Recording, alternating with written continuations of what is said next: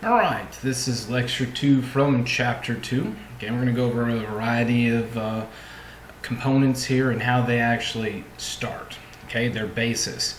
Where does voltage come from? Where does current come from? Where does resistance come from? And we're going to break that down and we're going to take a look at it from its atomic structure. Okay, notice all the symbols that are on here. We're going to go through these all except for the inductor, but make sure that you know what all those symbols are. So if I give you the one on the far left, you need to know that it's a resistor. There's two different types of capacitors. We're going to get into that when we cover capacitors. One's based on polarity, one's not. Alright, voltage source, current source, what the difference is, how those look as we go through this. But let's take a look in the fundamentals behind all of the components are atoms, right? Those are what every single thing in the universe is made of, some type of atom. So we got protons, neutrons, and electrons. For us, the most important part that we're going to focus on is the electrons. All right, two simple atoms here. We have hydrogen and helium. Notice hydrogen has one proton and one electron, and we call those orbits or shells. So much like we go around the sun, the electrons flow or orbit around the nucleus, and we call those valence, the outer ones the valence. We call those shells or orbits. Okay. Helium, two protons, two neutrons, I'm looking at the center there, and two electrons.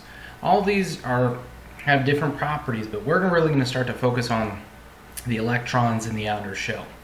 As we have more shells, we're going to have more energy. So the more distance we are from the nucleus, the protons and neutrons, and the more electrons we have, we're going to have more energy in this atom.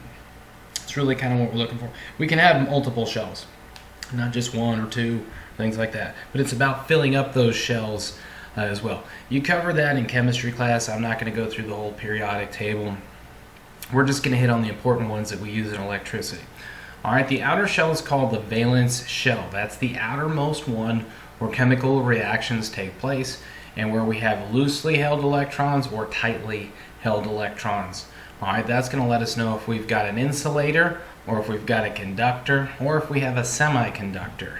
All right, so those are very important for us. So how do we know if it's an insulator, conductor, or a semiconductor? Well, it's going to be based on the outer shell or the outer orbit. As that shell, if we only have 1, 2, or 3 electrons in that outer shell, those are loosely bonded electrons, which means that they want to move. All right, and when they want to move, that means that we want to be able to conduct electricity. So shell 3 for sodium here has only 1 electron that's sitting out there. So sodium, salt, right, highly conductive of electricity for us. It's not in a good form for us to use, so that's obviously why we don't use it for a lot of things. But sodium is highly reactive. It wants to give up that last electron. Atoms like to have full shells. All right, so all the atoms that don't have full shells at the end and they have 1 or 2 or maybe 3, those are our metals. So gold, silver, copper, aluminum, all those different ones that we use to conduct electricity. Gold is the best conductor of electricity, obviously the most expensive. You're really only going to find it in your motherboard, like on the chip on your motherboard in your computer, because there's not a lot of space there, so they do use gold for that, so that you can get high bus speeds and things like that. We don't use silver or gold for everything else. It would be very expensive to wire your entire house in gold. So we use copper and aluminum, but most of the time it's copper. Aluminum, yeah, it's very conductive. However, aluminum heats up much quicker than copper, so aluminum can cause house fires and things like that.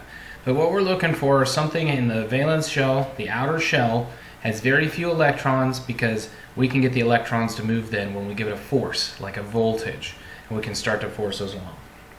Okay, so there's where silicon is.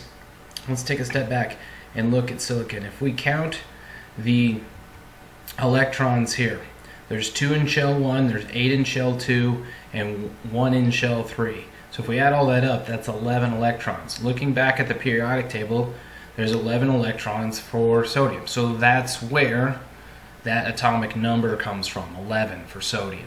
All right, does that make sense? Hopefully some things are starting to click here, back from chemistry class or those sort of things. Next, we want to look at silicon. Okay, the atomic symbol for silicon is Si. And if we look at the atom structure here, there's 2 on the end, 2 on shell 1, there's 2 electrons on shell 1, there's 8 on shell 2, and there is 4 on shell 3.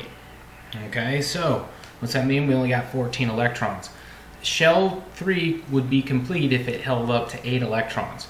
So it's half full on that last one. That's why it's a semiconductor. Okay, because it's willing to maybe give up some of its electrons and it's willing to bring electrons on. Silicon is very important in transistors.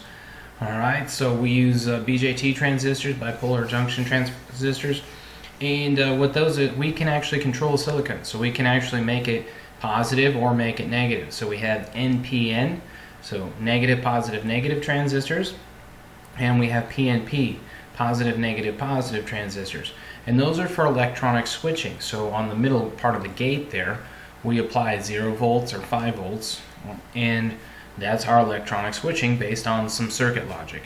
We talked a little bit about that in digital electronics. We might hit that a little bit more in the PLC class. Other than that, it's going to be like an advanced engineering course at the university type level. So just for us to know that silicon is neutral, we can make it positive, we can make it negative, kind of like how we use it to do solar power and things like that. Whereas silicon low